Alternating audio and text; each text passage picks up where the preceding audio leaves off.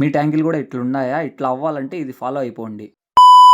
Hello మమ్మ, welcome back to AK electrical works. ఈ రోజు పొద్దున్నే వాటర్ ట్యాంక్ క్లీనింగ్ ఉంటే ఆరా స్ట్రీట్ కి వచ్చేసినాం మమ్మ. ఇక వచ్చి రాగానే మా వానికి ట్యాంక్ లోనే దూర్పిచ్చేసిన. ఇక ట్యాంకీలో ఉన్న గార్ మొత్తం తీసి బయటకి వేస్తా అన్నాడు. దాని తర్వాత 1 లీటర్ యాసిడ్ బాటిల్ ఎత్తుకొని ట్యాంకీ మొత్తం చిమ్మేస్తా అన్నా.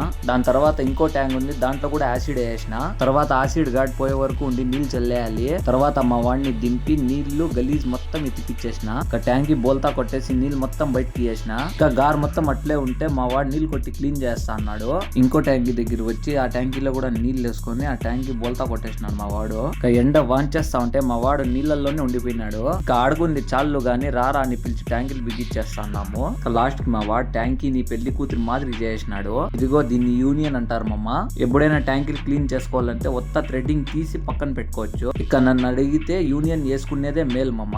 ఇక అయిపోయాక ఎండకు తట్టుకోలేక ఇంటికి బయలుదేరేసినామమ్మ. ఈ వీడియోలో ఇంతే మమ్మ. ఇంకో వీడియోలో కలుసుకుందాం. అంతవరకు బాయ్.